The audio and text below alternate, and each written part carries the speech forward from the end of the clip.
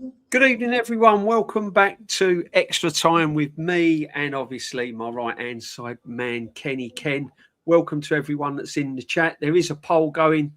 So if you've taken part of that, we will check it and see how the poll is. It's will we win the Champions League? And quite a proportion of you. Let's have a check. Yeah, it's moving up. It's moving up. But big up to everyone. And we've got Kawaja in as usual. Big up. And who else we've got? Shane. Big up, Shane. Big up, Shane. And Kenny, how's it all going, my friend? You was at the game yesterday. What do you make of it? Give us a little breakdown of it. How was it going? I thought it was. I thought, you know what it was. I think we've seen games like this before. Dead rubbers.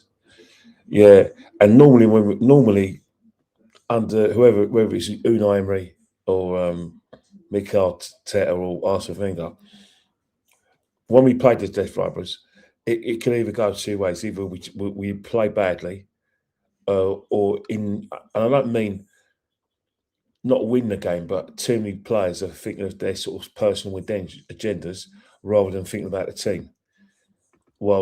Or you'll have a situation where everyone acts professionally and we win the game how we should win it, 5-6-0. I think yesterday wasn't one of those games. I think first half we started off really well.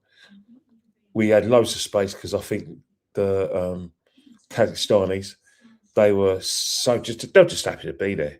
They knew they weren't going to win. So I just got to think, let's just play our way. Didn't worry too much about tactics and just said, right up, let's go out and enjoy themselves. And it's a great attitude to have. But, the goals were scored by Gyokeres, I thought was good. Havertz found him. Now, whether he'll get that, both of them get that sort of space in the Premiership, I think not. But it was good for Gyokeres to get his goal. And it was the kind of goal that he was scoring in Portugal last year. And Havertz got his goal. Goalkeeper dived out of the way for that one. And then there was Marlene nicked it off Gyokeres. In the first half, we were playing really well, getting the ball up forward. In the second half, I think we started thinking about 6-7-8-1 rather than thinking about keeping it simple and doing the things we were doing really well in the second half. And I thought three players were too anxious. I thought Eze second half got a bit anxious. I thought especially when he had a good first half, Mudryk was all right in the first half. Second half, too anxious, too desperate to do well. Wasn't thinking team. And I think, Gyokeres got a bit frustrated as well because I think he wanted his second.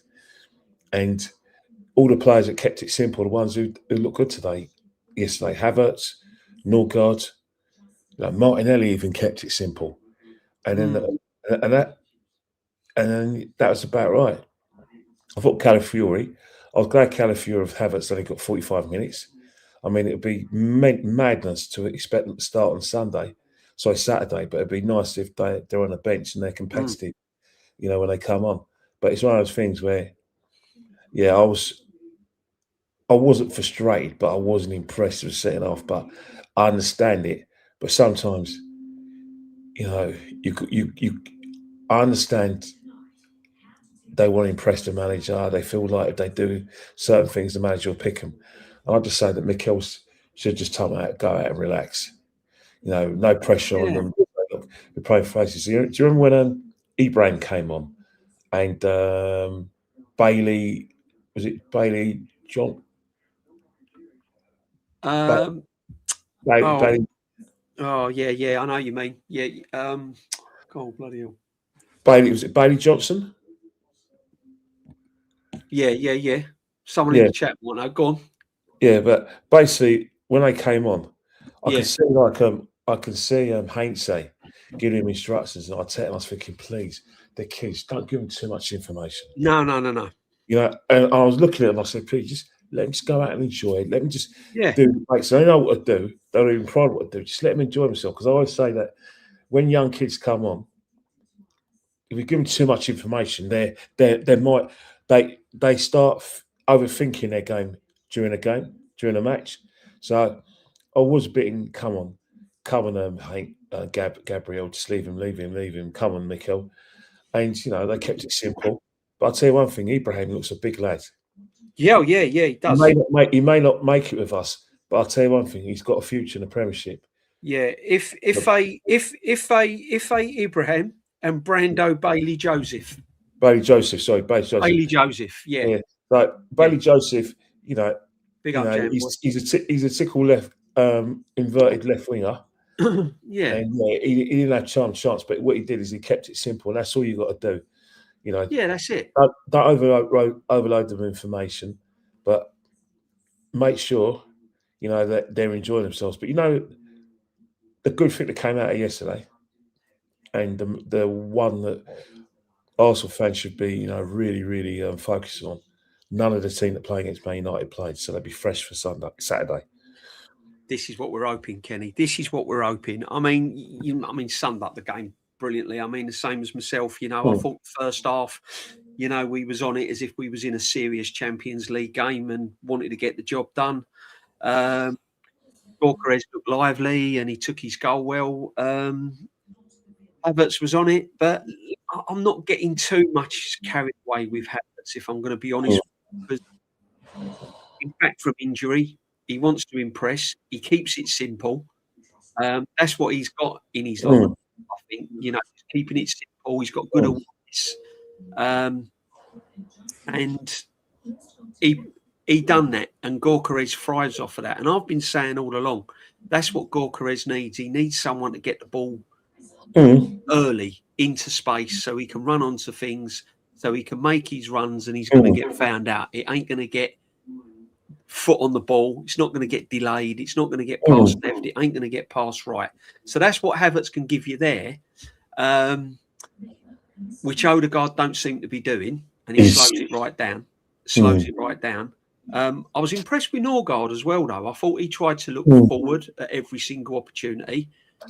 And I like Norgard defensively as well. I mean, now, what do you make of? I mean, we'll break down the individual players, Kenny, but Norgard defensively, do you think he's ever going to get ahead of Zubimendi in any of the games coming up? No, I don't think so. Norgard, is there for the Carling Cup, and if there is significant injuries to midfield or suspensions, but Norgard, he's going to play against Wigan. Because again, that's the next cab of the rank in terms of game time for him. But yet, Norgard's got loads of experience. Got to remember, he's experienced international. Yeah, and he's been a Premiership player for a good 5 years now. In terms of Brentford coming up, Thomas Frank. So it's 100% an upgrade to Arsenal, but he knows the basics. He knows his job, and that's what Mikel signed. It's a shame that he was basically being signed as a utility player and a player that's basically there in case of injuries. There in case, not so much loss of form, but injuries mostly. But that's the thing.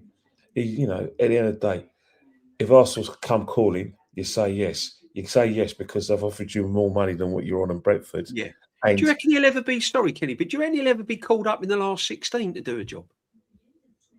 Oh, what in terms of Norgard in the Champions League?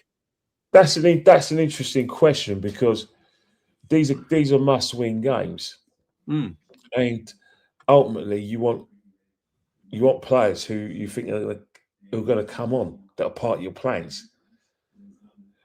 With our you think about you look at our midfield.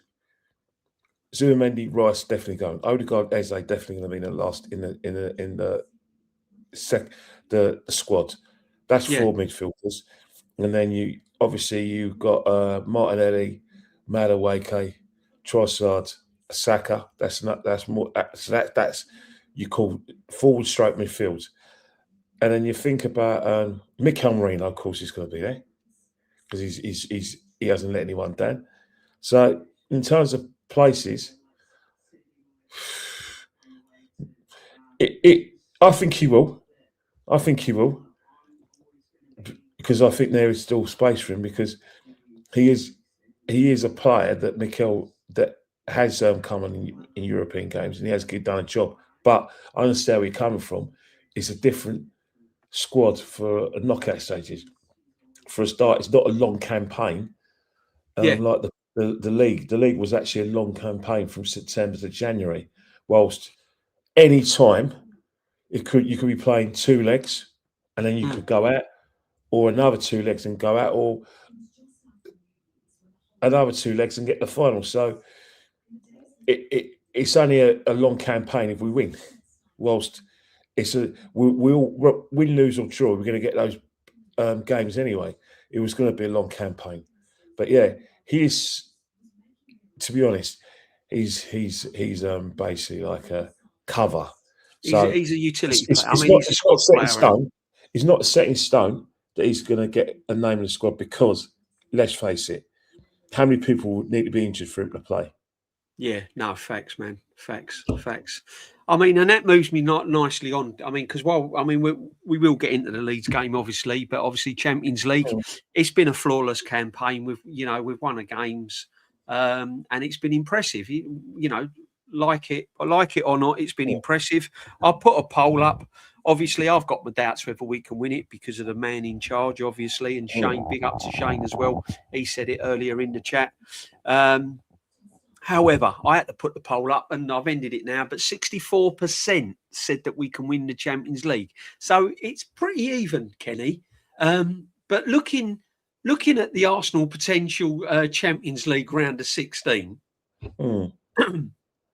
it could be Atalanta, Bayer Leverkusen, Borussia Dortmund, or Olympiacos. Obviously, we're going to be away in the first league, which is always handy. Looking at those teams, Kenny, should we be scared of any of them? Or have we got any worries against any of them? I've got my particular team that I don't want to draw, but what we saying on this potential here, Kenny? Are you worried about any of them? Well, the thing is, you've got to respect every team that gets to the last 16, because Champions League is such an hard competition, and players are not just playing in order to see if they can get as far as they can. They put themselves in a shop window in case in case a bigger club, an English club, comes into them and offers them big money. But when you look at the teams that we're going to play, Borussia Dortmund are a team where they're Jekyll and Hyde-ish. When they play at the Westfalen Stadium, that is a very difficult place to go. The fans are right on top of you, and it can go either way. They can either give you a chasing, and then you get them to, or you can take the game away from them. It depends how we play. But they're a team that you think not sure about playing them. Atalanta, we played them last year in the Champions League. It was a draw. They're very well organised side. They still kept a fulcrum of the team that got to that won the Europa League in 2024. Although they got a potentially want-away player in Lookman, but yeah, they're a good side.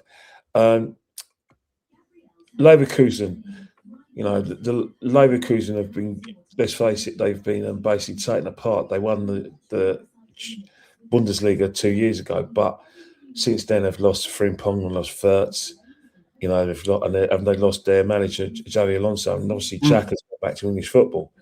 So it's not the same Leverkusen of last season and the season before, where they're basically like they were the German Invincibles, and they only lost one game in that year, which was the Europa League final against Atalanta.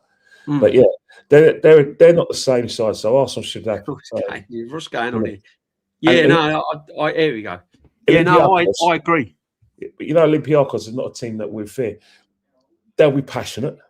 Their fans will be passionate, but there's no quality. There's no quality works in there, is there? But I do worry about teams like Olympiacos, because they have literally got nothing to lose, have they? Yeah, but but the thing about Olympiacos, in essence, they're your archetypal Europa League / Conference League team, and I'll probably put but all the other teams that we potentially can't play.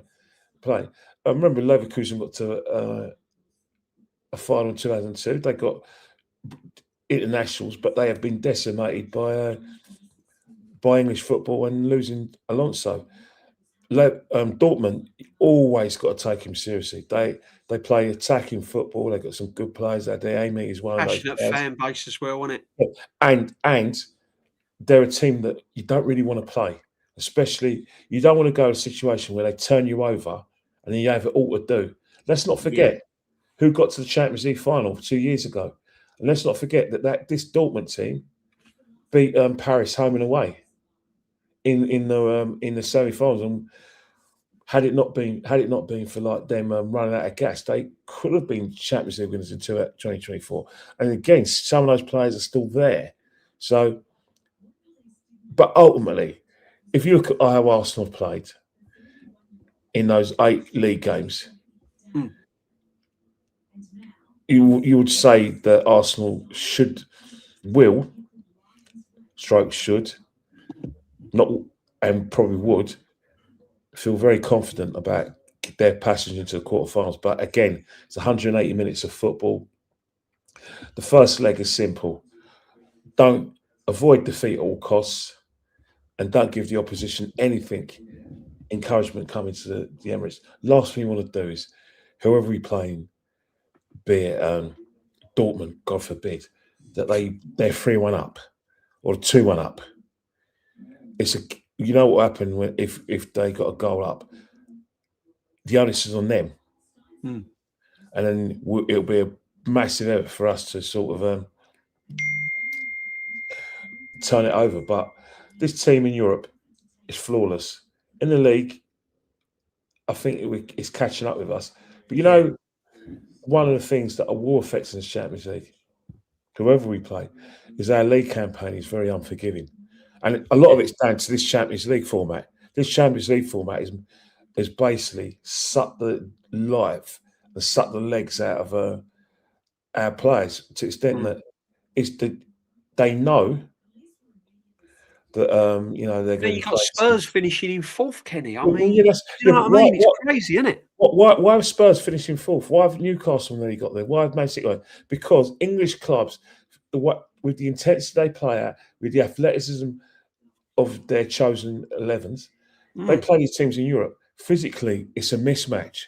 In terms of endurance, it's a mismatch.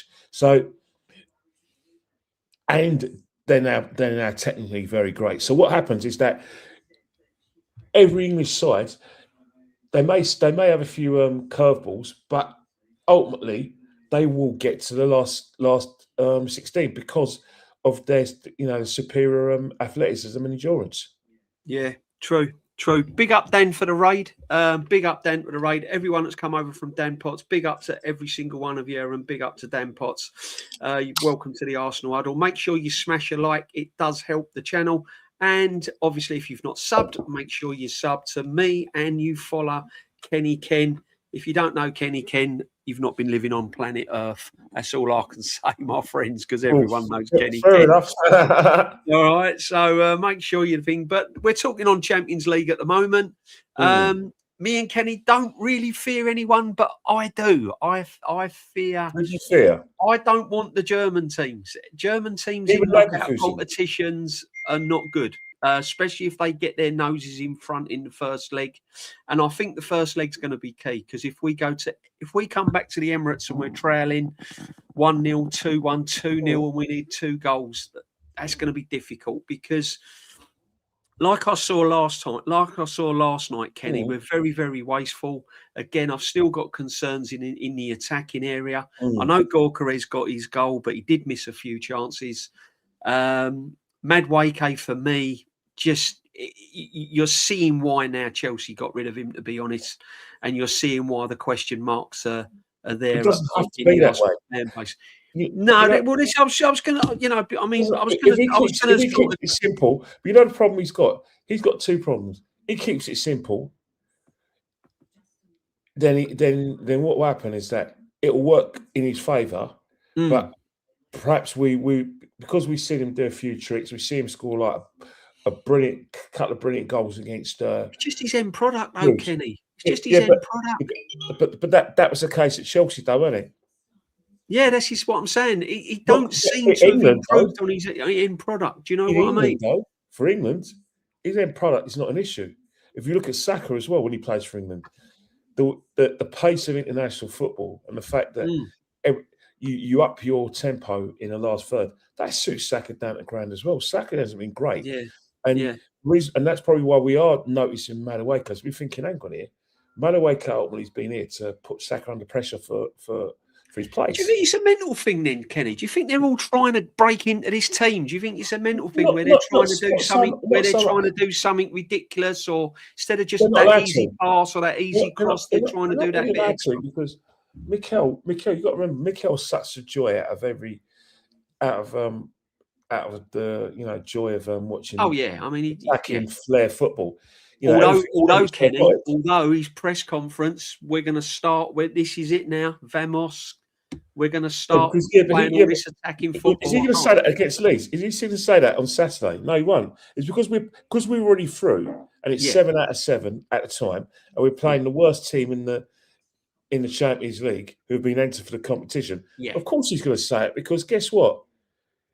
You wouldn't expect nothing else. But when it comes to like the Premiership, and if he saw Leeds' performance in the first half, he's not going to go and say, well, yeah, let's play with some like panache and flair. No, he's not, because he knows that Leeds are more than capable of being very organised, and a lot of teams in the Premiership, they do keep the ball, because these players are expensively assembled players, and some are internationals. They're not as good as us, but if they do the basics really well, they'll make things difficult for us. Whilst Carrot and Marty weren't going to make things difficult for us. No, that's it. I mean, they come there and enjoyed themselves. I mean, look, as I said, the Champions League's been brilliant. He's had the opportunity, and he's earned the right to rotate the team, because he got himself in a position where he can afford to rotate the team.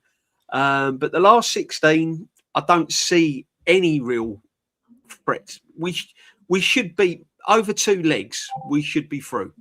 Yeah, definitely. And then beyond that, Kenny, that's when it starts getting. Yeah, but you know what? We can only look at the. What Arsenal need to do in order to preserve their league position.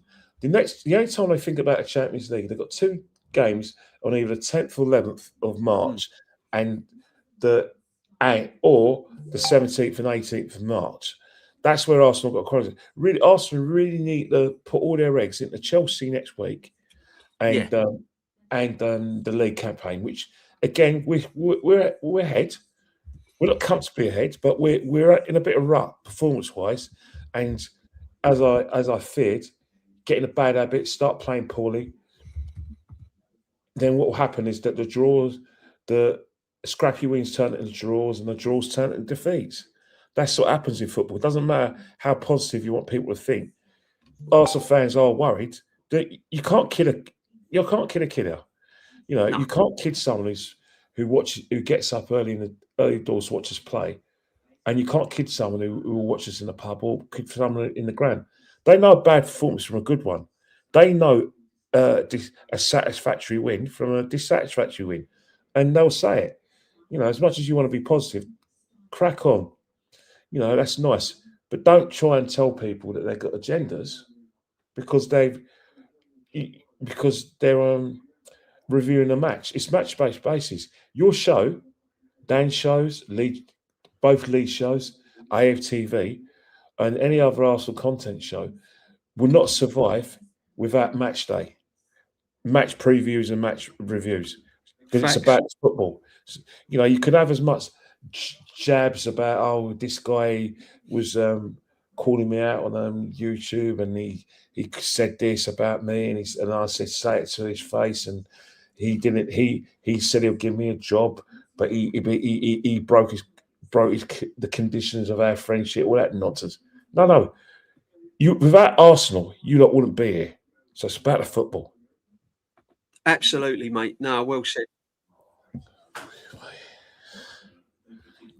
Absolutely, Kenny.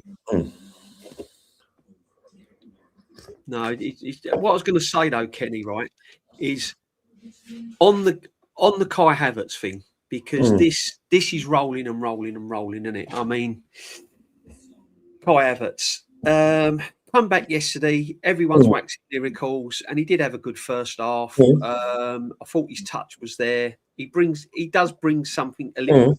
For me, I don't want to see him in the starting lineup above Gyokeres. The reason why we bought Gyokeres is because everyone was saying, I don't want to see Havertz up front. I don't want to see Havertz up front. Okay, fine. let's not put him as the number 9 because I don't think he's a number 9. He was only put there as a number 9 in my eyes as a kind of because of injuries or false number 9, whatever you want to call it. Does he start in the 10? Not As Odegaard done enough. If he does start in the 10, is it gonna improve our attack? Kai Havertz's best position in an Arsenal team is as a false number 9. Now that's not gonna be to everyone's liking, but the fact is he's played his best football as a false number 9, and let's face it, we were conditioned last season, the season before, that if we got a 30 goal, we got someone like Victor Gyokeres who scores 50 goals a season, that all he needs to do is score 25 league goals, and then the league will run away with the league, because our biggest problem was he didn't have anyone to put the ball in the net. Yet, in the last few seasons, we're amongst the highest goal scorers. I think we're the highest. We were just a shade off being the higher goal scorers in 23-24, and Kai was part of that. 24-25, obviously the goals dried up, but we were still relatively high up in the goal charts.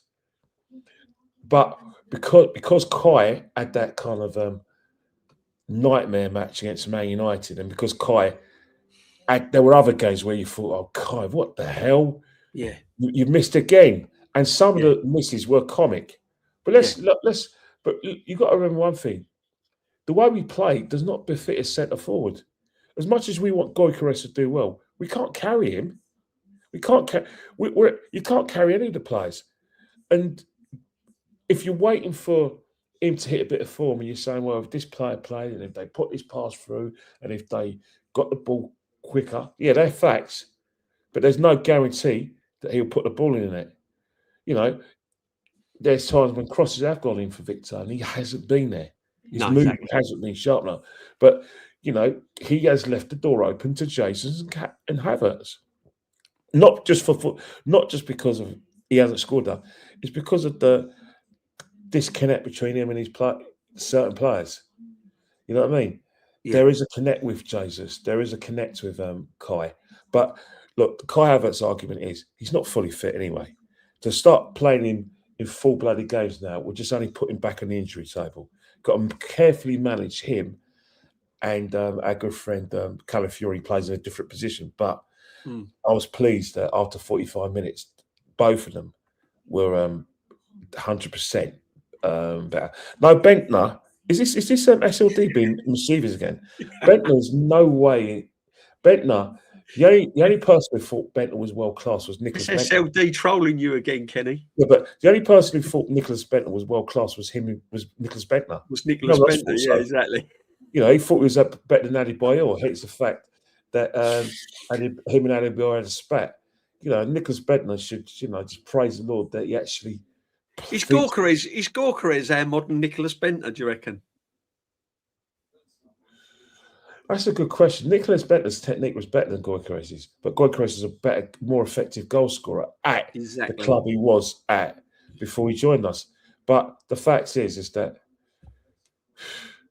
it's hard to compare him because Bentner played in a team that actually played football with panache, whilst Gyokeres is playing in a very functional team where being in the right position is more important than playing attacking football, and making yourself difficult beat is more important than playing with panache. No, listen, the jury's still out with me with Gyokeres. I'm going to be honest with you. As I said, I don't think he's a bad player. I just think he's. I said it from day one that if the system don't change and we don't change the tactics, Gyokeres will look bang average. And unless we change the tactics, we can do that against Kairat. We change it a little bit against Kairat. We play football to his liking. Is there? Can you guarantee me that he'll get 25 goals? No, I can't. From what I've seen, Kenny, I can't. He's really got to the back end of this season or the second half of this season. He's really got to show me that he's an Arsenal forward because at the moment he's in that bracket of Bentner and Chapman and players like this. I mean, You know what I mean, chat? So, I mean, he does have to step up. I mean, on scoring one goal against Kairat, he's not going to cut it for me. He's not going to cut it for me. I'm not getting too excited. That's the thing about Victor. Can't get too excited. The thing with Victor is that we bought him because we thought he'll be that missing edge, cutting edge in the big games, and then we thought because of the way he plays against teams that not the greatest in terms of defensively, that he'll just fill his boots. To be honest, neither has really happened, does it? No, not at all, mate. Not at all. I mean, as I said, you know, if he can turn it round, if he can go on a mad run now, bag loads of goals, get us over the line. Go on, no, go on, Kenny. Regardless of what you think of Kai Havertz, he's on the list of the players I think should be moved on. Oh, 100%. Oh, 100%. Not because I don't think he's elite, not because I don't think he's good enough. I think it's just that it's injuries, really. Yeah. You know, well, I mean, it just leads me nicely onto this question here. I mean, big up the assembled and big up to everyone that's in and come over from Dan's. Make sure you smash your like. 146 in at the moment. So should be anywhere near around those likes. If we can get to 100 likes, we'll be well happy. The question must be, who is actually fit for Arsenal? Well, I'm seeing signs of players being leggy. I'm seeing signs of players now. I said this the other day, Kenny. I think it was on when we was on with Lee. My fear at the moment with this team is I don't know in the Premiership it can go up another level. I think now we're at our level and we're just trying to get over the line. Is there another level, or do you think players are carrying injuries, Kenny? You could say that for Newcastle, Tottenham, Man City, Chelsea, us, and Liverpool. That Champions League format is basically going to take a lot of time for English clubs to get used to. The previous format was very, very benefiting English clubs because of the intensity we play at. It was only 6 games. I don't think people realise those 2 extra games in this league format. I don't think people realise the physical toll it's taken on the squads. Yeah, everyone says, because you get the Champions League, you have massive, massive squads. Fair enough. But you and I know in the Champions League games and in the league games, you are going to play your first 11. And those chosen 11 are going to play virtually every minute in every game, ideally. So they're not going to be fit. No. So when you get into look what Liverpool last season. Don't get it wrong. Liverpool, you saw what happened with Liverpool. It's a good thing they did win the league in 27th of April. Yeah. Because after that, they're gone. They were gassed out. In the final against Newcastle, God, congratulations, Newcastle. But Liverpool looked leggy in that final. I watched the second half because we'll come back from the very boring Arsenal-Chelsea game, but they looked leggy. Yeah. Yeah, facts. You know what I mean?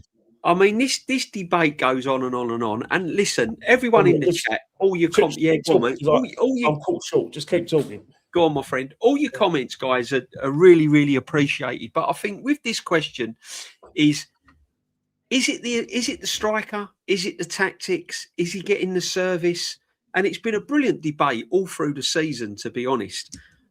I go and watch him, and for me, he doesn't read situations at the moment. Now, whether that's because he's new to the Premiership and he's trying to get to grips with the Premiership and the way we play, I don't know. But sometimes I just feel that he hesitates in getting into those goal-scoring opportunities. He's in 2 minds whether to drop deep sometimes, where he picks the ball up. He should be making runs into the box and he's making them out wide. All these little things that I'm watching, and I'm thinking, again, someone's got to get hold of him to kind of give him the right direction. I mean, I don't know what you think, Kenny, but I was just saying to the chat, when we watch Gyokeres live, sometimes his decision-making is, because we've got this, is it the tactics? Is he getting the service? Or is it Gyokeres? I can only see what I see.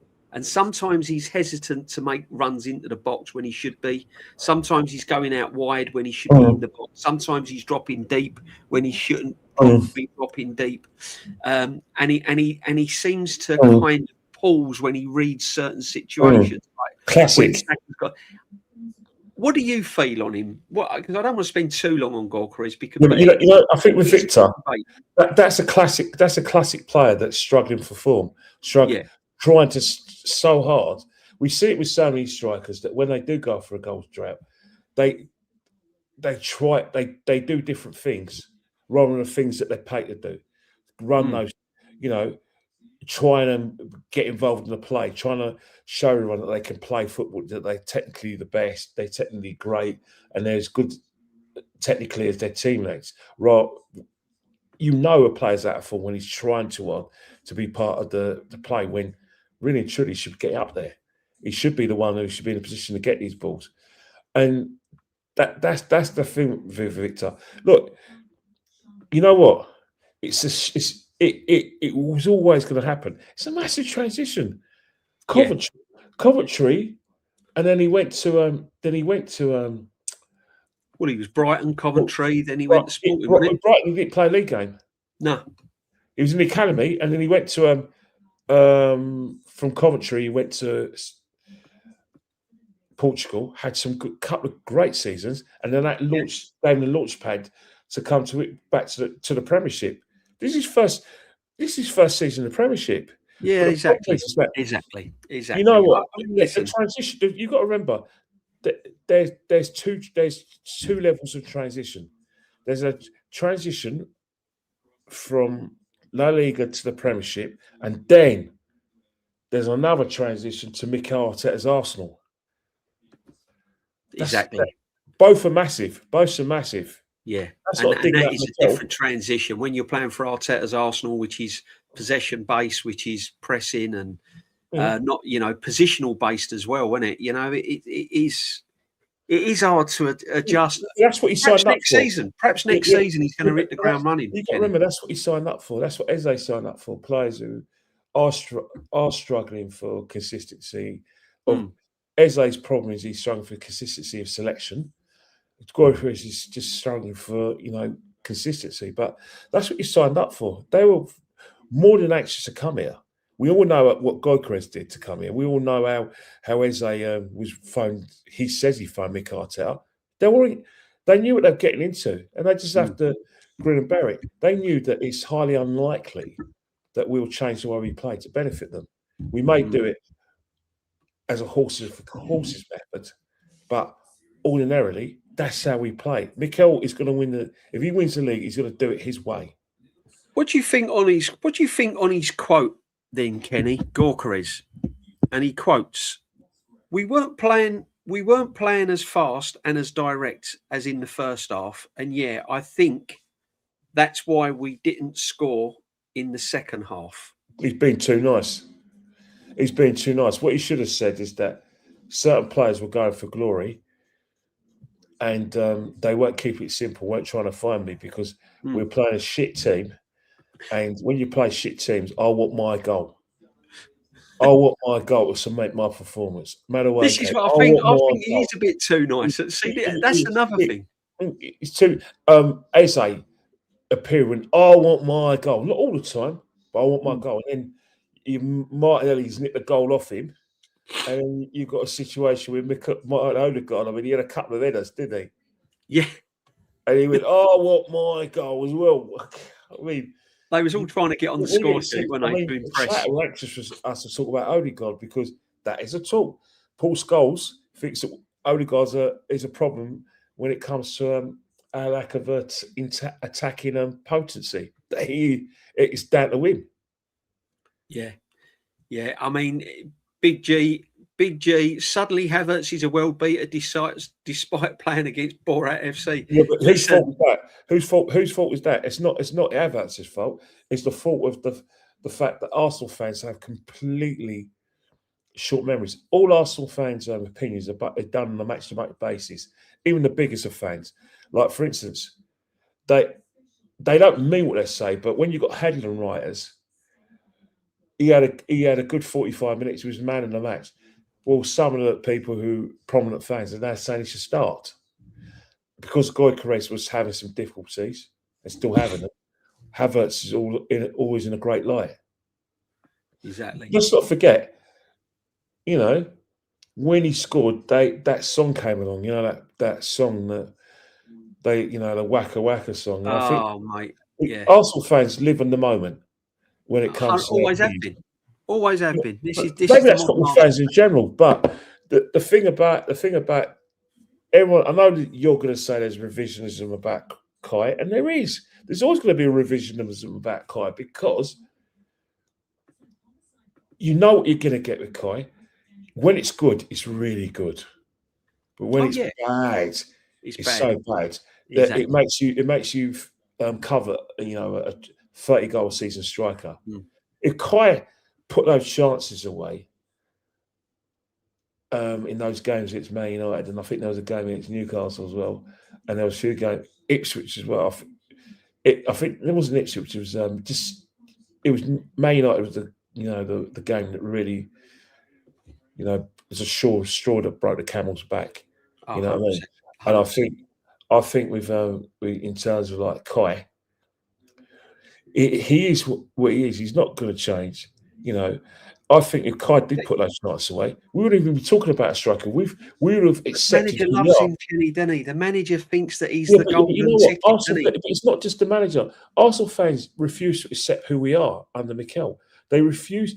They refuse to accept that team suits strikers or forwards like Kai Havertz and Jesus. They refuse to accept that. And what's happened is that they got Victor in on the premise that he was going to score these goals because we create so many chances. But you've got to think about the style of play. You really do. And Arsenal fans need to, who definitely the ones who are backing Mikel, they really need to look at the situation and say, you know what?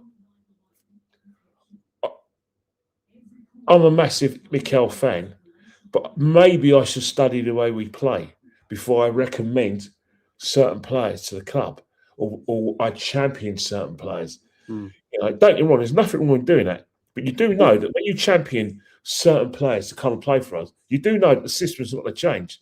The style of play is not going to change. Exactly. That's why we need to change the manager if he does. You know what I mean? Because it ain't going to change. So, I mean, people saying about Alvarez and we're heavily linked with Alvarez. It'll be the same for him, wouldn't it? He suits the way he is. He is not an out-and-out forward. He likes to drop into those pockets, doesn't he? He likes to be a midfield stroke forward, doesn't he? He knows when to get on those channels down the right-hand side.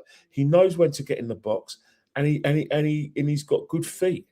So and he can do all the basics, but he's not an out-and-out striker. No. If Man City had Alvarez right now, they'll probably be. You think about those games when Haaland was struggling for goals against Brighton, the 1-1, the 1-1 against Chelsea, the 0-1 against Sunderland. Alvarez takes the chance. If we had that Alvarez in that team, if Haaland's not scoring, he would have scored. They did really miss Alvarez. But if we get Alvarez, it'll be a good addition, Kenny, if we did get him. Good addition? He's not going to be a good addition. He will start. Yeah. He will start. Yeah. Yeah, definitely. He's not even up for debate. He will start, and he'll be the one who'll be champion, and then we'll forget us champion Victor. We forget that we basically the world stopped when Victor signed for us. That's how football is. Definitely. Let's just get a few of these. I was 7 when Arsenal won the league. I hope I get to experience a title this season could be as an adult. What did it feel like in 04, DJB and Kenny?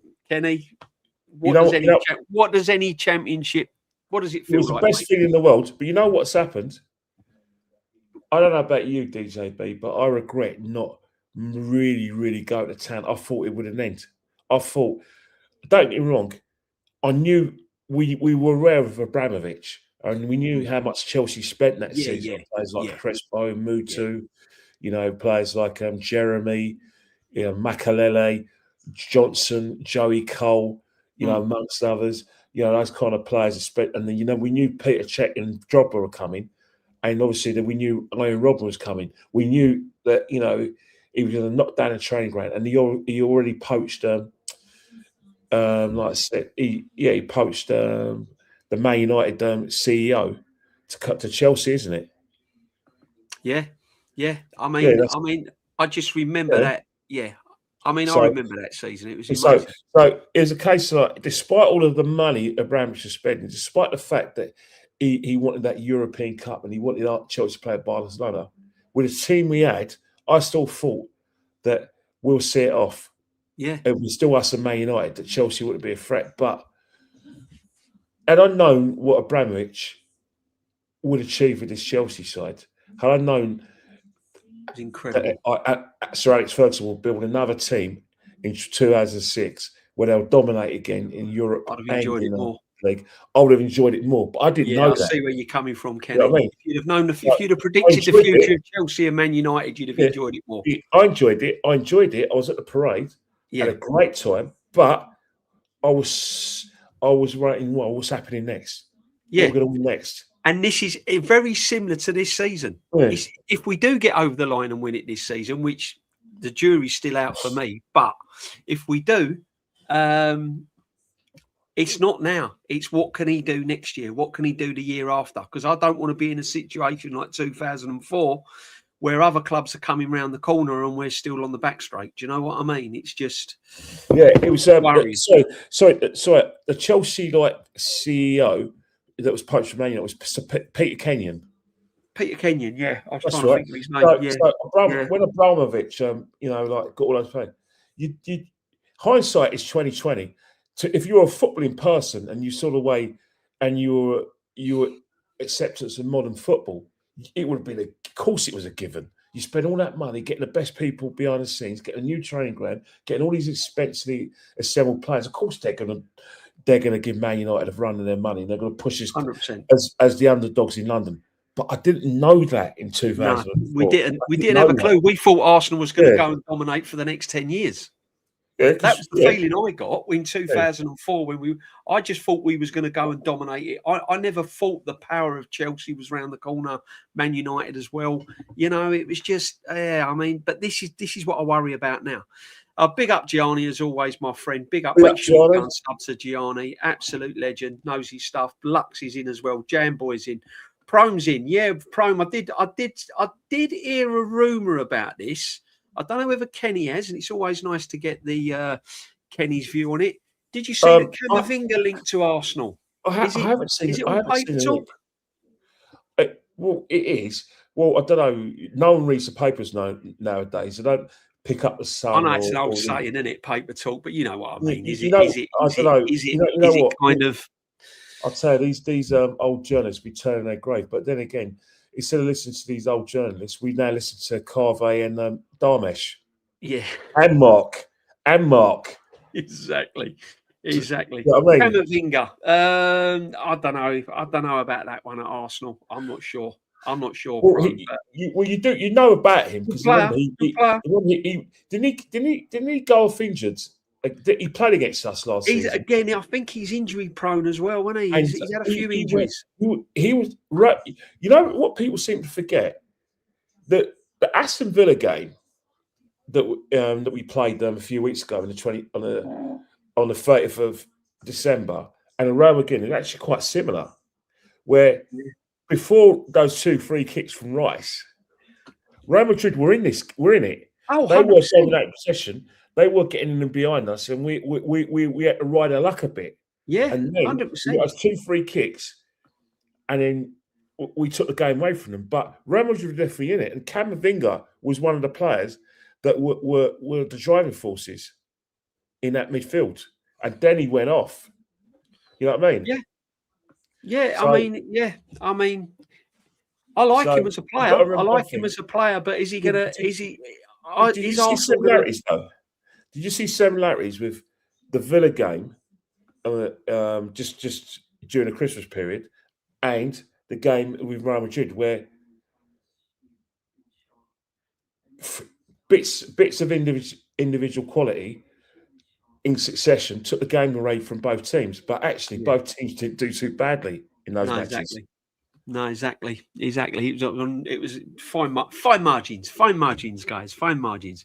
We need more energy in midfield. I'd like to see us sign an energy, and He's one more coming. sign looks like Olex Zinchenko, worth 1.5 million on condition. Arsenal player would settle payment regarding his remaining salary. That's good for Arsenal.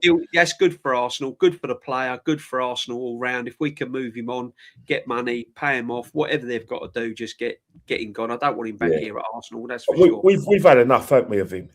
Oh, yeah, we've had enough of him. But again, he wasn't really... When he came into midfield, he looked half-tidy, Kenny. Do you know what I mean? He wasn't used in that way, though, was he? You do know that even though there's... the way Mikel Arteta selects his squad and the way we play, you've got to remember that since 22, Mikel Arteta, when he first got to the club, the calibre of play he was going for is nowhere near the calibre of play he's getting now. It's all evolutionary with Mikel. Like, the left-back thing was evolutionary. Obviously, he had Kieran Tierney inherited from Unai, and then he got Zinchenko because he wanted us to play and have that kind of player. And then he wants an upgrades. And Zinchenko was good at that time when he needed him, but he needed an upgrade. It's just like Aaron Ramsdale, Leno, Ramsdale, Raya. It's all evolutionary. Of course it is. Positions. Of course it is, mate. Of course it is.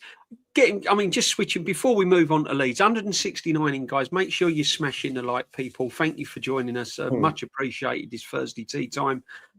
Big up to every single one of you, and all your comments are valid. And just big up to everyone. If you haven't subbed, make sure you sub to the channel and follow Kenny Ken.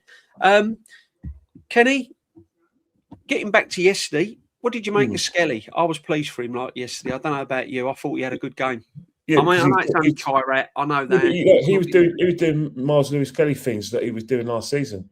He wasn't required defensively, but you know what he did really well, and what he's always been famed for. When Arsenal are in attack, and he's got that piano off his back. Yeah, in attacking areas, the link-up play between him and the left-sided forward is exemplary. He does try to find those passes down the lines. He does make those passes, and he does use his strength in attacking areas and physical strength to getting into those areas. He isn't able to do that now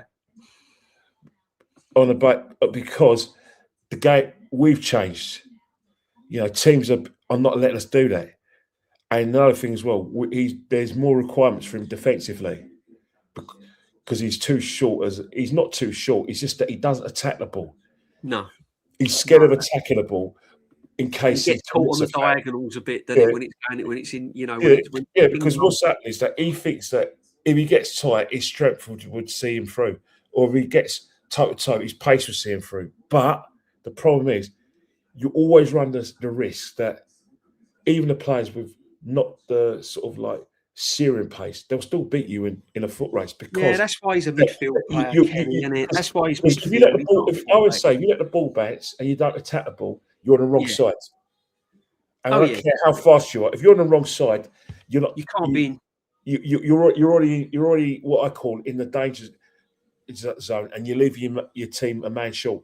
Well, you can't be in two minds, Kenny. Can you at fullback? You can't. You got to make your mind up. So I mean, I think if Calafiori's fit, he comes straight back in. I know it's a bit harsh on MLS, but but the good thing about Hincapié is that we do resist the temptation of playing Timber at left back. Yeah, no, definitely. I mean, so getting on to Leeds, Kenny. I've been watching Leeds on and off this season. They play. I mean, he's one in 10. It's quite an impressive run of form they're on. They've not picked up many wins, however. Not yours though. That's the problem. They've drawn quite a lot, but they play with a lot of tempo, a lot of energy. They fade a little bit in the second half, which could help us. But they're really at it from the whistle. They get players bombing on. They get players from midfield. They get their fullbacks pushing on as well, and they do ping the ball around quite. That's a good question. You say You know, when I noticed Leeds had changed and we were playing at high tempo. Mm. Remember when we were at the Brentford game and our game was 7:30, Yeah. and we finished our game, and a lot of us stayed for the second half and watched the Leeds Chelsea game. Mm. That's the first time I thought, hang on here, they were running after Chelsea. They give Chelsea a bit of chasing, and since then they have played at a high tempo. Well, Obviously, what he's done, Kenny, he's changed it. Mm. He's gone 3-5, and he's Yeah. gone 5 in midfield. Now, when you look at 5 in midfield, straight away you're led to think, oh, that's defensive. But actually, the 5 in midfield are very, very attacking. So you've got 5 players overlapping their forwards and all sorts. So we've got to be at it. Well, how are we going to combat this on Saturday? Have we got to try and just keep the ball and slow it down, or have we? Because my fear is if we go all we out, have to. We have could to. get caught. We have to, because at the moment we're relying on a lot. We've got too many players who are coming back from injury, trying to find their form, and we've got players who just ain't fit, which is a bit of a tautology, really, because then in essence some of them have got the same problems, the same players. If we do try to go at it really quickly, we have to make sure we're leading. So Leeds have to chase us. The thing about it could be a bit. Leeds are not stupid. We're better than Everton. We've got better players, and we've got more players can hurt them than Everton. So they're not going to come at us at great space, because they know if they do that and they fade, then we could, and we do have just a little bit more energy than them. They could get hammered. They are going to play conservatively. They are going to run their nuts off, but not in an attacking way. They're going to run their nuts off in order to stop us from playing. They're going to be ecstatic of Odegaard plays, because they'll be targeting him. I'll tell you that now. And they'll be targeting him, and also they will just say to Declan, trying to stop Declan from giving him protection and occupy Declan. So we just do Mendy on his own. That's how Leeds are going to play. And then what they're going to do, they're going to sort of like get involved with just trying, if they get a chance, to double up on their fullbacks. And that's how they get body forwards. If they do get in these attacking areas, and especially down the flanks, they know they've got Dominic Calvert-Lewin, who is in a rich vein of form and is excellent in the air. There'll be loads. They'll try, if they can, to get some service at Doug Calvert-Lewin, and it will be kind of service that Gyokeres will thrive on, actually. Oh, 100%. 100%. I mean, he's been a find. He's been a find. Do you reckon Gyokeres will start, Kenny? No. You don't think so? I think Jesus will start.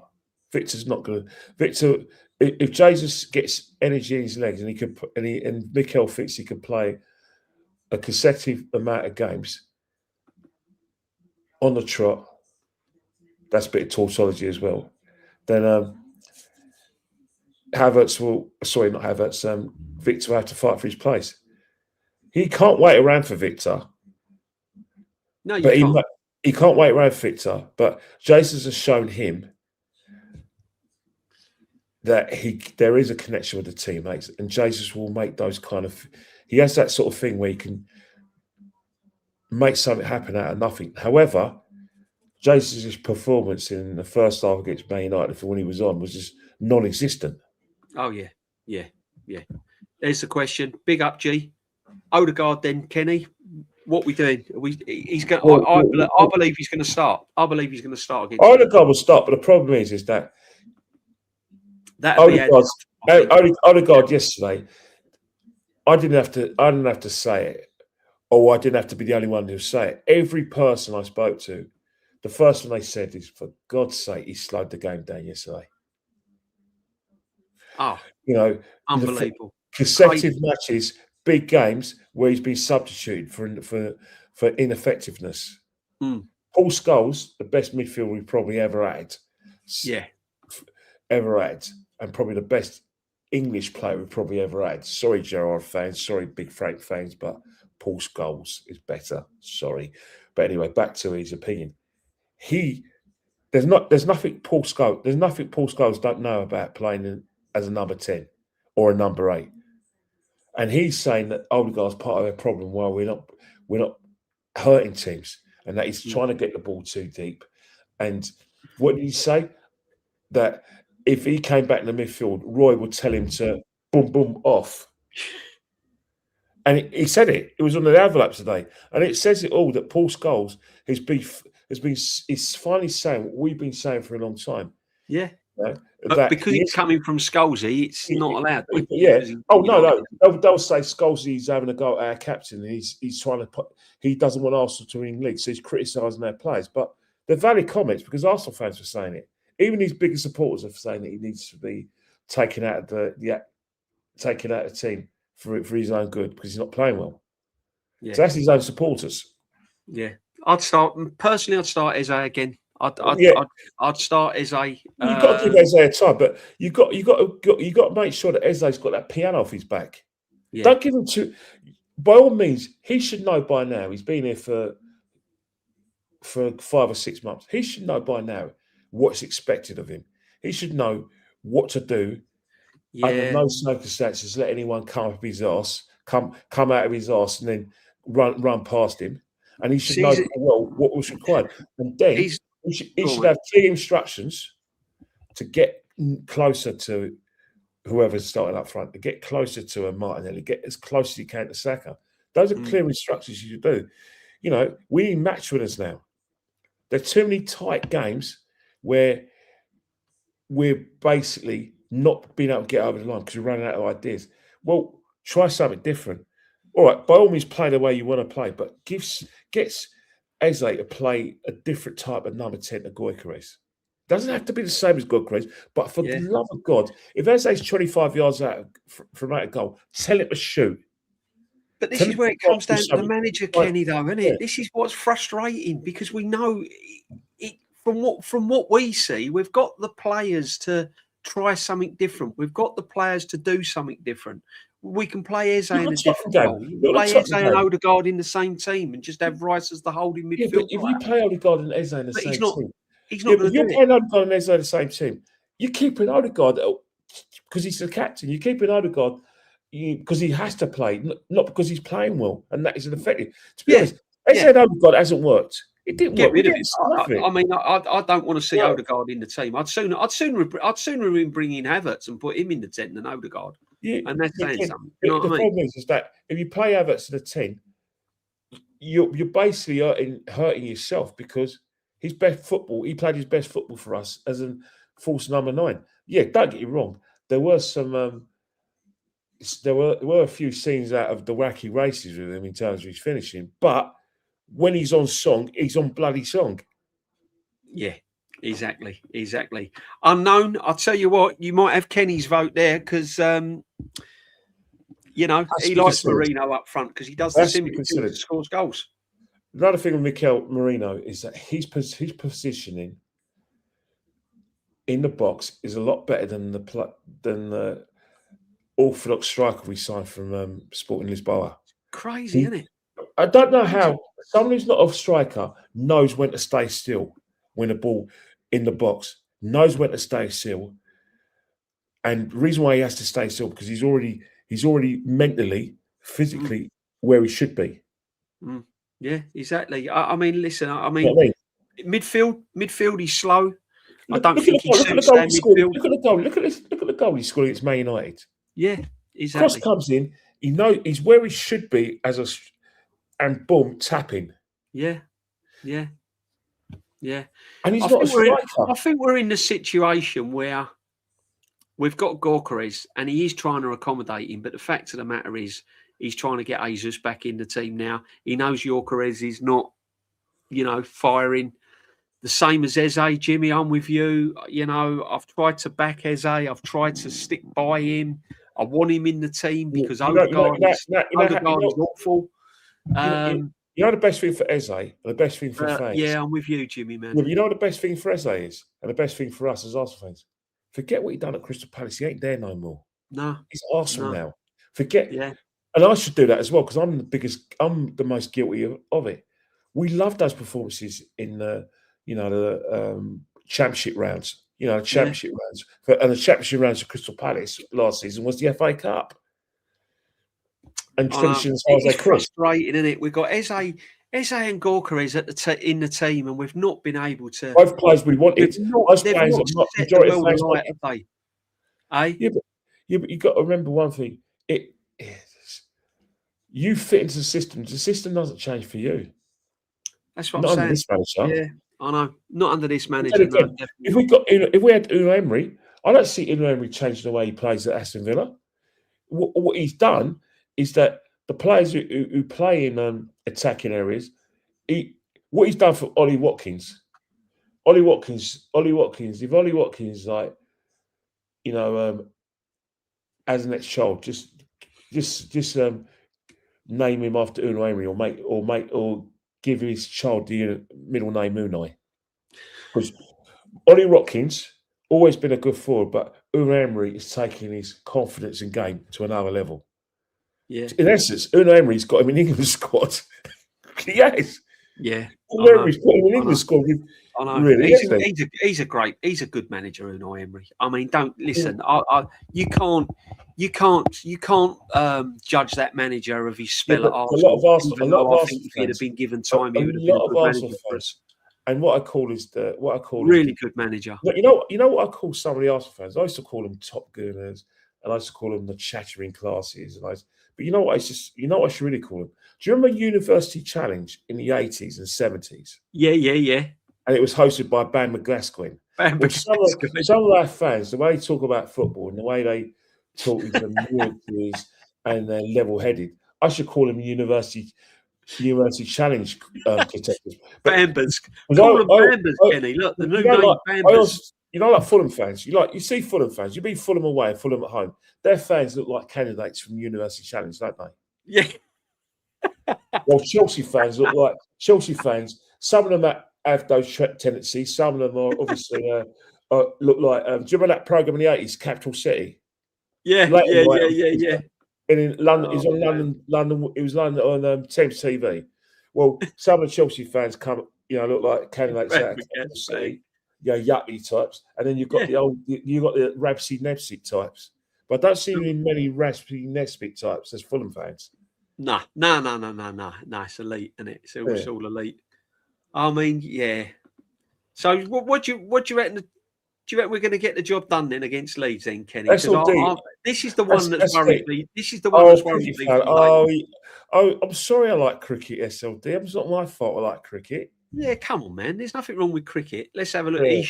Asia, big up Asia, man. Absolute legend. People need to stop thinking Marino is a striker. He's a makeshift striker, someone to throw in. Then when we chase the equaliser, and why not 4-4-2? Marino, Havertz when we need to chase the game. Yeah. Good point. He's right. He's right. What he says.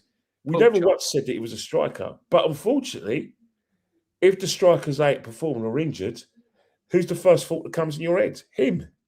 This is where we're at. £1 billion spent, and we're still having to juggle, move around the goalpost, all for different players. It's mad. Surely the manager's now got to step up and try and get the best out of his players. His players are Saka, Odegaard, Marino, Zubimendi,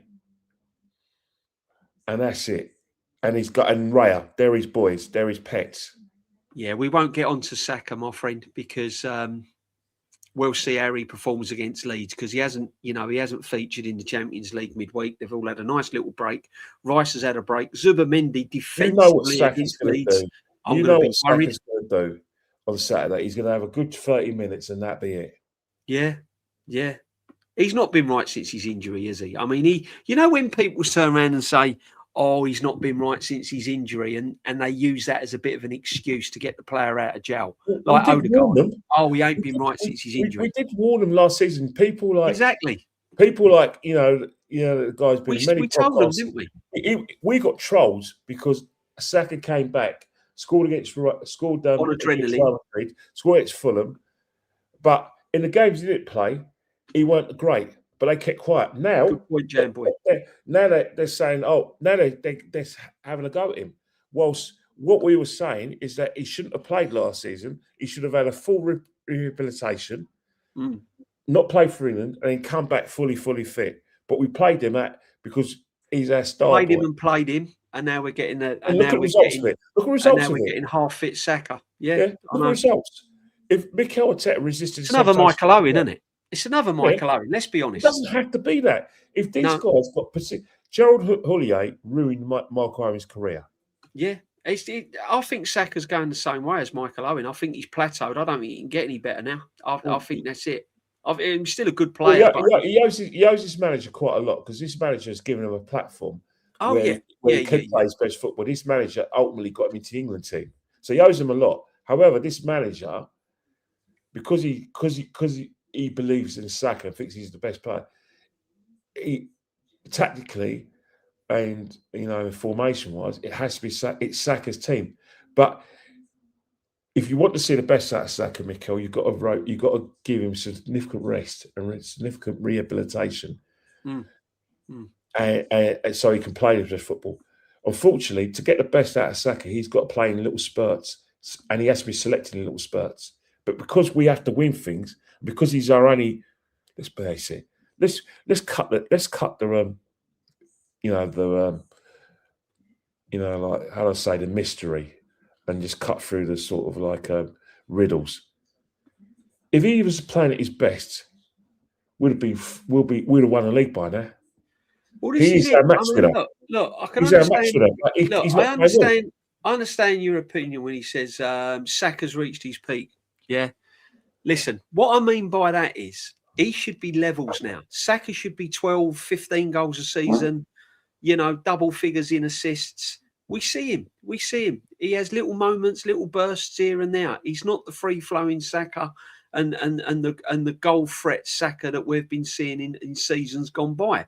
So when you're not seeing that week in and week out, you start then to think, has he reached his best?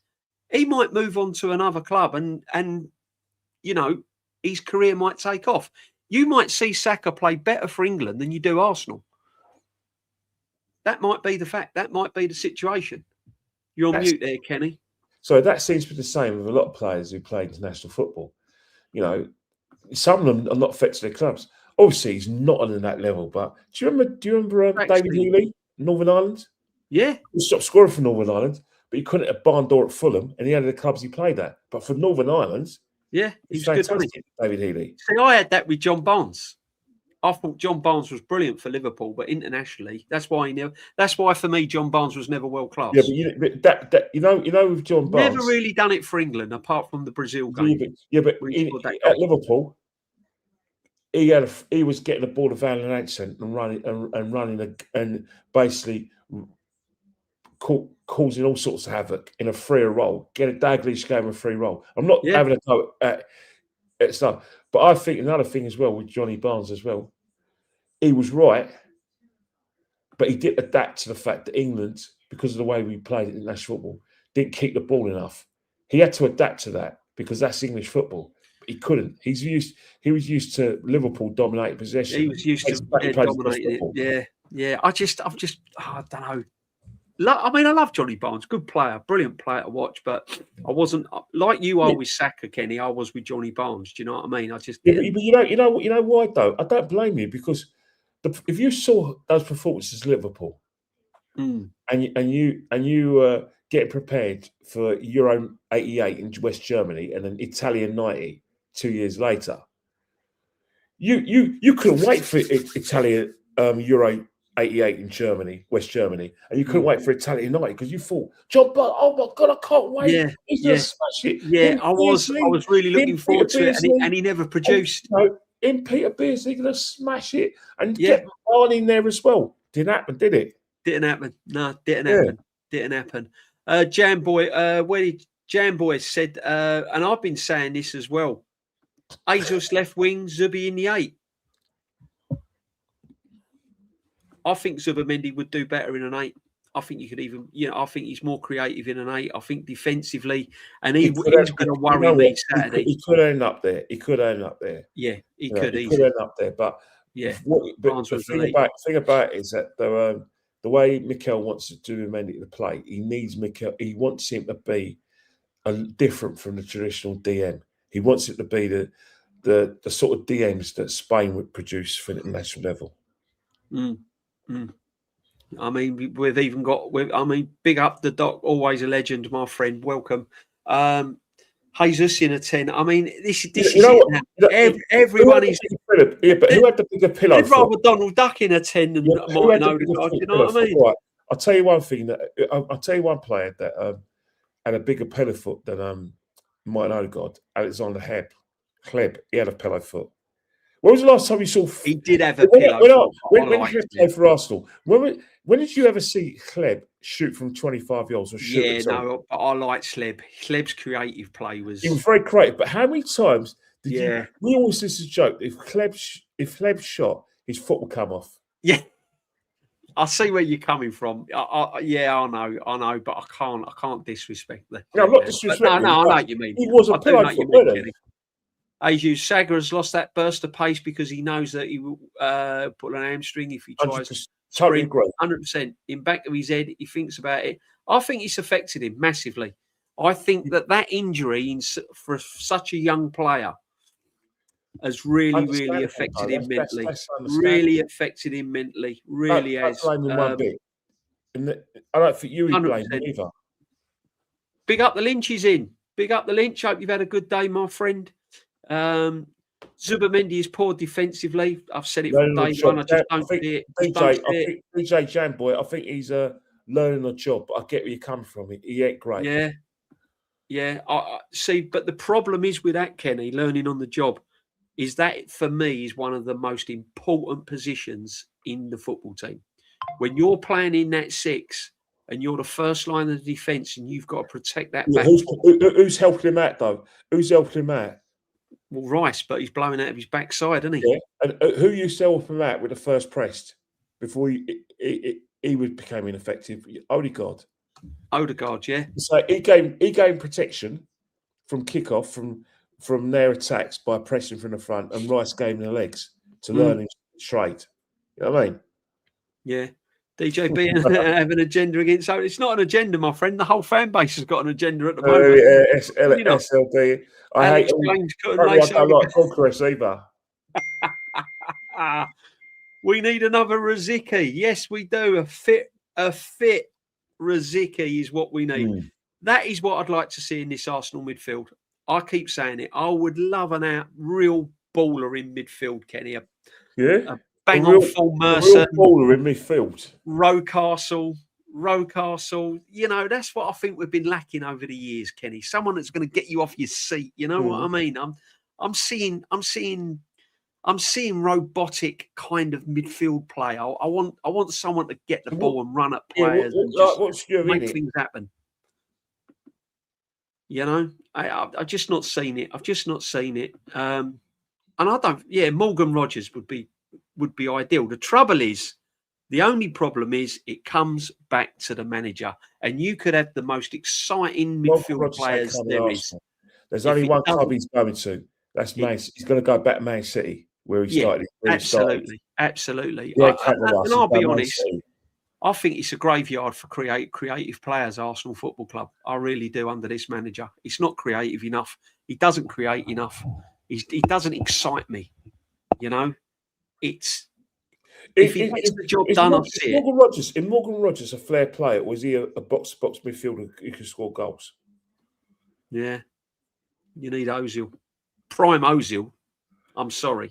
Yeah, when he turned up. When Ozil turned up, Ozil never turned up for every game. No. I'm sorry, but when he did turn up, he was some player. No agenda against Odegaard. He's powder puff and been crap for 2 years. Simple. Yeah.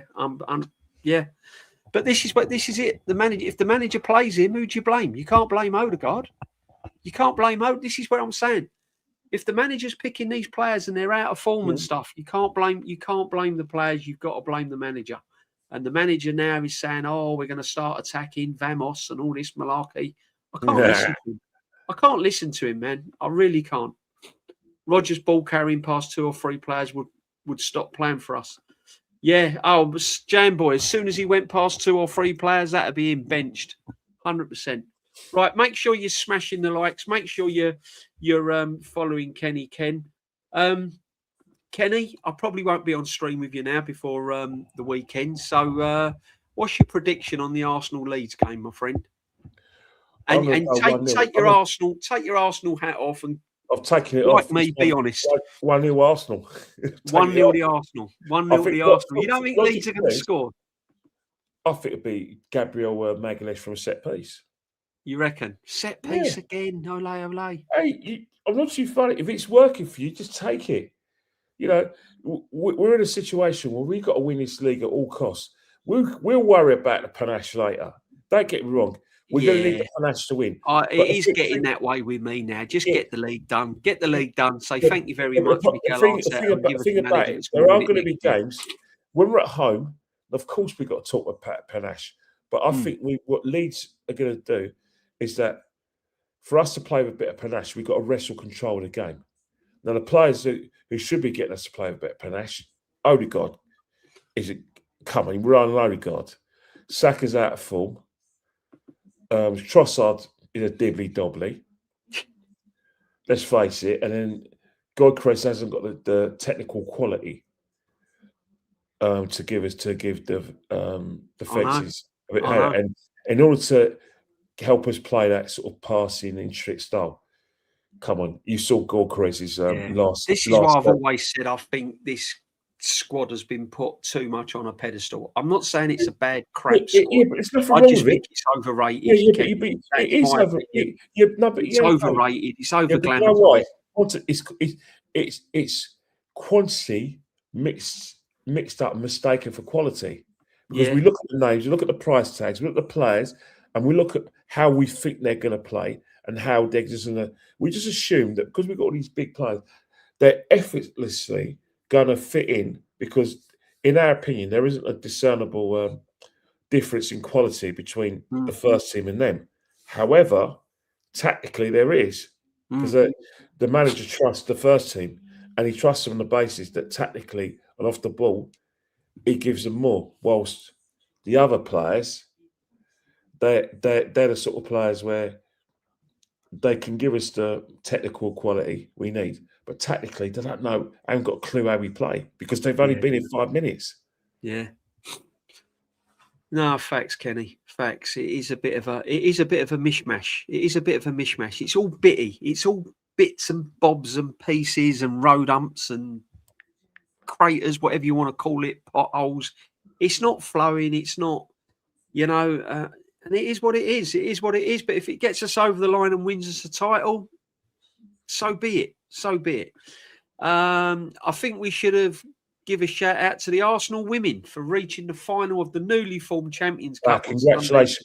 You know, our women. She's won after just 1 year. You know what? Our women. Put her in Mikel's shoes. Yeah, but the thing about women in the league. Big up the women. The thing about women in the league, they're not good. I think the bread and butter for this, the Arsenal women, is the league. It's nice to win the Champions League. It's nice to win the League Cup, but we're only going to know how good this team is when they win the league. Chelsea have been so dominant domestically, where there's been a massive gap between ourselves and Chelsea women's. Winning last week against Chelsea women really, really has put us in really good stead. And winning the Champions League last year has given us a lot of confidence. But they're 9 points behind Man City. Yeah, league form's been awful, isn't it? But I mean, come on, the Arsenal women are incredible. I mean, what a coach! What a coach! Brilliant. You know what's happened with Arsenal women? Arsenal women haven't coped with the fact that Moneybags Man United, Man City, and Moneybags Chelsea have caught up with them and gone past them. And that's Chelsea, and they've never recovered from there. Because it was always us, it was always them and nowhere else. They're the ones who are winning the leagues. They're the ones who are winning cups. They're the ones who are getting in Champions League finals and winning them.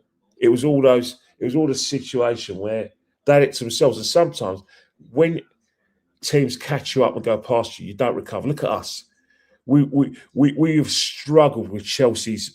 This is my fear with City. If they get 1 point behind us or 2 points behind us, I think if City go in front this time of the season, if they go in front February or March, I think psychologically we could. If they're playing well, though, they're only going to do. If they're playing well and they go in front of us, of course you're going to think, you know what, let's give them a title. but they haven't played well. Neither No, of us. So not at it's the still, moment. it's still up for grabs. Yeah. We're the ones leading, but of course, because we're not playing well, it's up for grabs. Let's not forget, City have been turned over in games where you think, well, Man City lost that game. Yeah, Man exactly. City Well, could have we played haven't. that We've 2 somehow game. grinded out a Like, result, haven't we? 2 years ago, you weren't saying that. 3 years ago, you weren't saying that. No. I'll tell you one thing. You know, in other times, you weren't saying that. But this is up for grabs because Man City and Arsenal have made it a lot closer because they're not playing well, not consistent. No, exactly. Just get a couple of these. This manager's talent, his ID screams boring defensive football. Kvaratskhelia was available, Cherky, Kudus, Semenyo, but he didn't want any of them.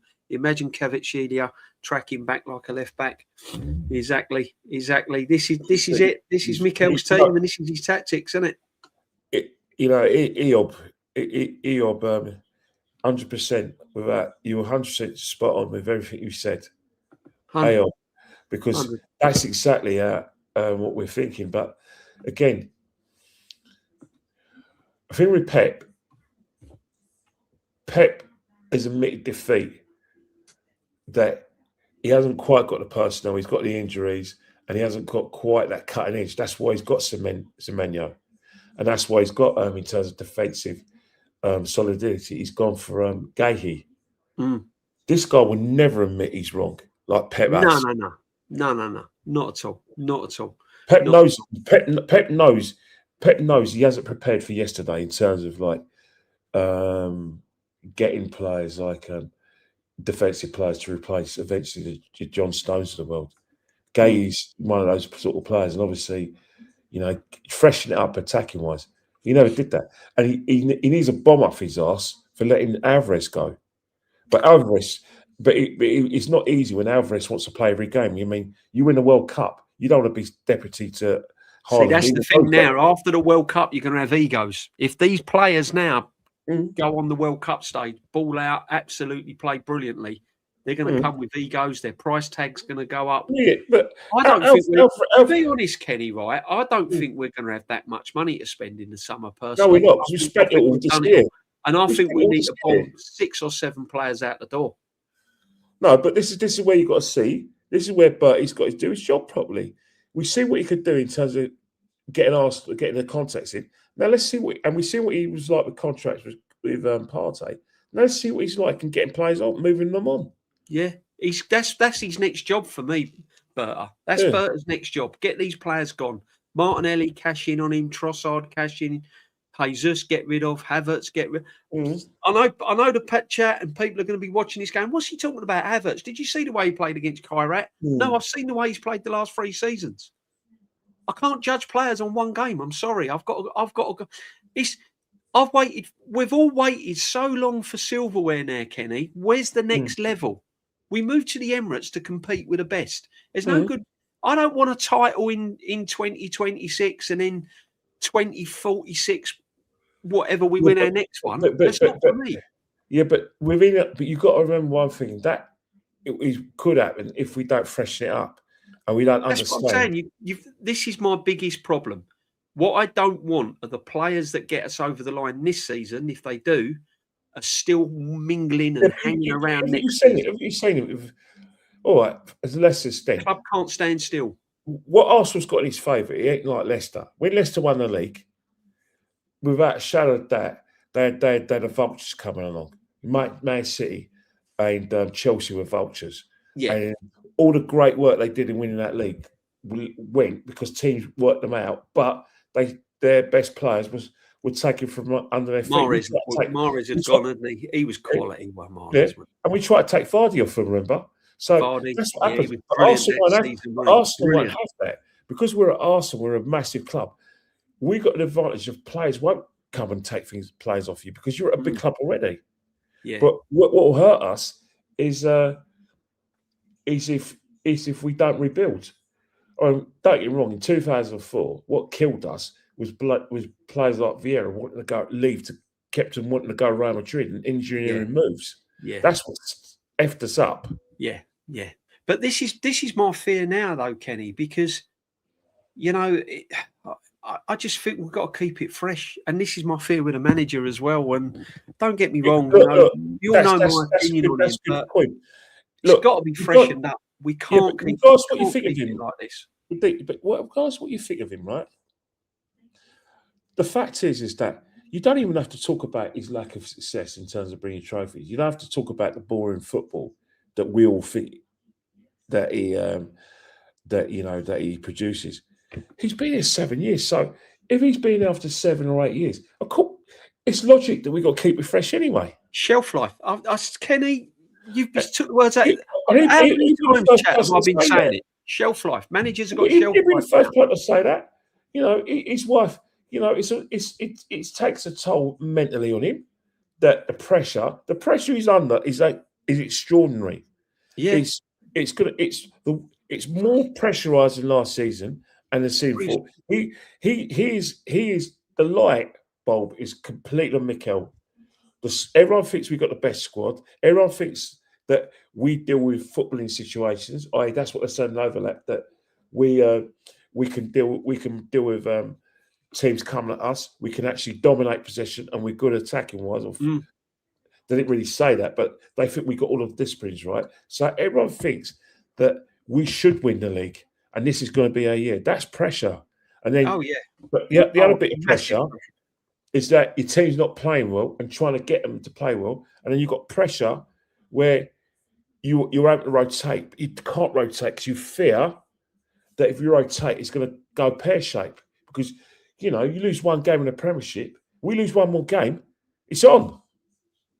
We draw about 2 or 3 games, it's on. Absolutely. This ain't done yet. The pressure he's going to be under going into like the straight, and which neck and neck with City, and then Villa keep winning. It's game on. Yeah, it is. It is literally it's literally on a knife edge. This Premiership, people don't realise it, but it is. It is. You know, and you can't let the Champions League campaign overrule what's happening in the Premiership, because in the Premiership it's completely different. There's lots of different pressures it's bringing. We have got players that are injured, whether you like it or not. They're carrying injuries. You know, they're not at full pelt. And this is the nitty gritty now. So it is. But no, I agree with you, Kenny. I've been saying it for ages. It has to be freshened up going forward. And it has to be the manager as well. But the big situation is, right? If Unai wins the league before Arteta, this is a really good question. It's not even big up unknown man. I'm going to tell you. I'm going to say one thing now because we've got to go. Yeah. If Arsenal don't win the league, it's going to affect the fan base. We're all going to feel the same pain, but it'll be a pain that is so acute that I don't think we'll recover from if we don't win the league this season. No, I don't think the players will. And I reckon there'll be some contracts going through the door as well if we don't. I don't think it's even the reaction to it. I think Arsenal fans will be so deflated they won't even have any energy to argue amongst themselves, or have the giant haystack and Big Daddy nonsense of. Arteta out. They won't have energy for it because you're absolutely deluded. Fans will go into hibernation, won't we, if we don't win the league? Because they'll be feeling the same as us. We'll all feel the same. We'll all feel the disappointment. No. The problem is that people don't realise how badly it's going to affect us if we don't win this league. We don't win this league, man, and we don't win anything. Trust me. Do you know what it? It'll be energy sapping. Do you know what it'll be for me, Kenny? If we don't win this Premiership, do you know what it'll bring back for me? It'll bring back that night in Paris when we lost the Champions League. It'll be that revisited all over again. Because I'll tell you one thing: if we don't win the league, there's nowhere to go. No, there's nowhere to go. There's no excuses. There's nowhere to go but even us. No, even us. Because I'll tell you one thing: all of us who say, "Oh yeah, we got another manager, this will happen." I don't think it will happen because I don't think the club will be able to recover. No, I think it'll knock us back years. I think there'll be transitions. We'll be going back to trusting the process if we don't win that. Oh man, it'll be a whole new rebuild again, won't it? Can you imagine next season going over there, Kenny? How flat it will be if we don't win the league this year. And you know why? Because simple reasons that it's nothing about being pessimistic. I don't. It's too much of a blow. It'd be too much of a blow. Oh, It'd be too much of a blow that I wouldn't even have the energy to get excited about a new manager coming or new players. I'd just be so deflated. would you feel the same way, Kenny, if we won the Champions League and lost out on the Premiership? Well, of course, the Champions League gives you a lease of life. But guess what? If we do win the Champions League, I don't think that would be a catalyst to winning the Premiership. Would it be the same low, though? Because for me, winning the Champions League is everything, right? Well, I want to win the Premiership 100%, but winning the Champions League but look at Liverpool. 2019, they should have won the league. Yeah. They did win the league, but they won a Champions League, and that was a springboard to win the league next season. Because we failed in 22-23, 23-24, and we didn't compete last season, and we failed this season potentially, there's no way. There's no springboard. Even the Champions League won't presumably springboard us. Facts, Kenny. Yeah, no, that's it. I've got Rashid's... Kenny, it's been an absolute amazing shout where people can follow you, my friend. Well, I'm on with Rashid now because I'm going to give him a 40 minutes because I've got to do something at 8 o'clock. So I've got to go Rashid. So if you can, go to Rashid's show. He's backstage. I'm going to, when you go, I'll go over to Rashid's but Kenny, you've been an absolute pleasure. Extra time on a Thursday, me and Kenny just talking football, just all football, all Arsenal, all players. Big up to everyone. We're gonna raid over to Rashid very shortly, but I'm gonna let Kenny go. Kenny, big up, my friend. Thank you very much. I'll see you Monday. And you know what? We're like ships passing by when it comes to Arsenal games. Oh man, we're always here, mate, and we're always here. But we're gonna raid Rashid. But big up to you, Kenny. I'm gonna go straight to Rashid now. Yeah, big up. I'm gonna raid you over to Rashid, and when I say cheerio to every single one of you, obviously not yet. Yeah, Kenny, absolute legend. What can I say about Kenny Ken? Whether you agree with these opinions or don't agree with these opinions. What you cannot deny is Kenny Ken's knowledge on Arsenal Football Club and everything else, people. I mean, absolute legend. But big up to everyone that's in today. Do appreciate it as normal. It's been absolutely brilliant. We're just going to go try and raid 2. Let's have a look. Rashid. Let me have a look.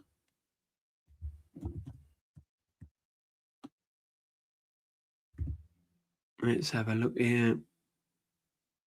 Where are we? Upcoming, raise the standards. Raise the standards. There we go, people.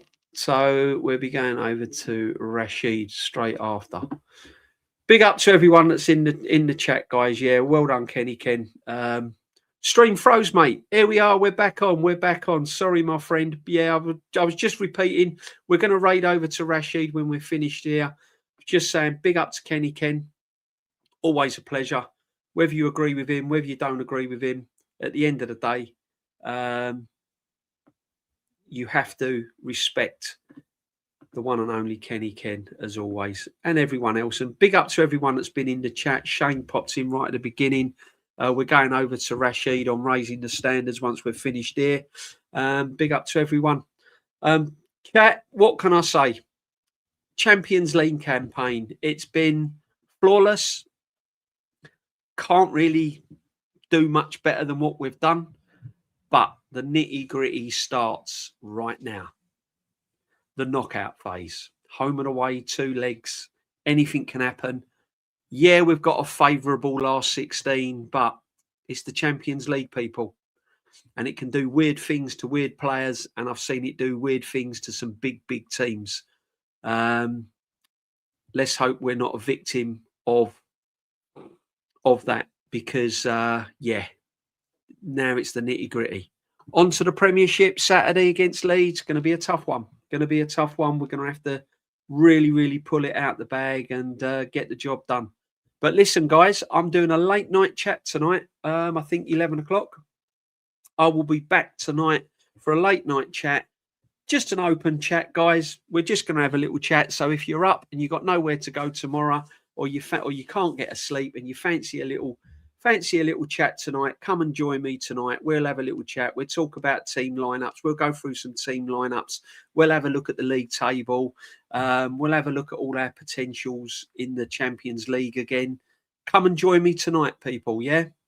Thank you for joining me. Thanks for everyone that raided over from Dan Potts.